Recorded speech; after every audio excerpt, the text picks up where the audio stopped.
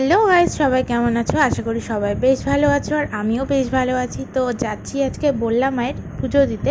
অনেক দিন ধরেই ভাবছিলাম তো যাব আজকে ফাইনালি চলে এলাম।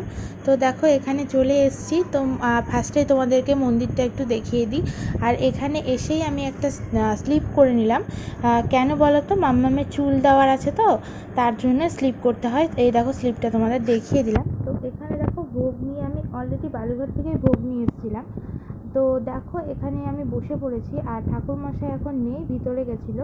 তো একটু বসতে বললো, তার জন্য আমরা বসে আছি। আর মন্দিরটা দেখো ভীষণই সুন্দর করে সাজানো, এত শান্তি লাগে না এখানে এসে, মানে কি বলবো। তো আমাদের পুজো দেওয়া কমপ্লিট হলো। তো মেনলি যার জন্য আসা, তোমাদের দাদাভাই কালকে নিয়েছে এই বাইকটা। তো পুজো না দিলে তো হয় না, নতুন জিনিস তো বাইকটারও পুজো দিয়ে নিলাম। তার জন্য নাকি একটা স্লিপ করতে হবে, তো সেটাও করে নিলাম।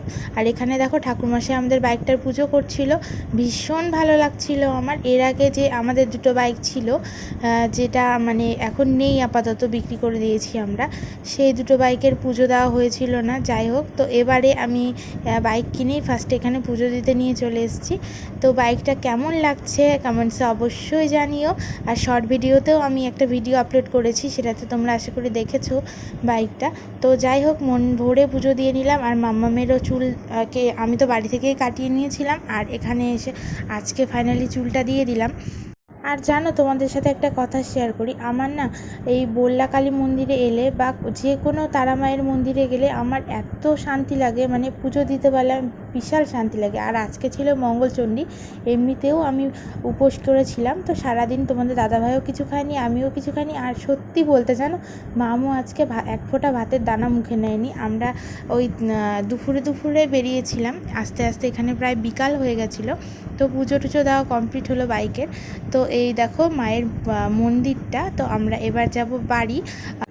সরি, আমরা বাড়ি যাচ্ছি না এখনই। আর মাম্মামের যে চুলটা ছিল সেটাকে আমাকে আগে দিতে হবে জলে। তো এখানে দেখো চুলটা আমি নিয়ে নিয়েছি, আর এর মধ্যে ঠাকুরের ফুলগুলো দিয়ে দিয়েছে। আর যেখানে বললাম মায়ের ভাসান হয় সেখানেই চুলটাকে দিতে হবে। তো এবারে যাচ্ছি আমি চুল দিতে। তো এখান থেকে একটু জল এনে ছিটিয়ে নেব। তো তারপরে চলে যাব বাড়ি। তো চলো আজকের ব্লগটা আমি এখানে এন্ড করছি। তোমাদের সাথে নেক্সট ব্লগে খুব তাড়াতাড়ি দেখা হচ্ছে। তো সবাই ভালো থাকো, সুস্থ থাকো। আর আমার ডেলি ব্লগ আসছে না গাইস, আর চেষ্টা করছি আমি ডেলি ব্লগস তোমাদের সাথে শেয়ার করার। তো আজকের মতো টাটা। আর বেশি বেশি করে like, comment, share and subscribe করে দিও প্লিজ।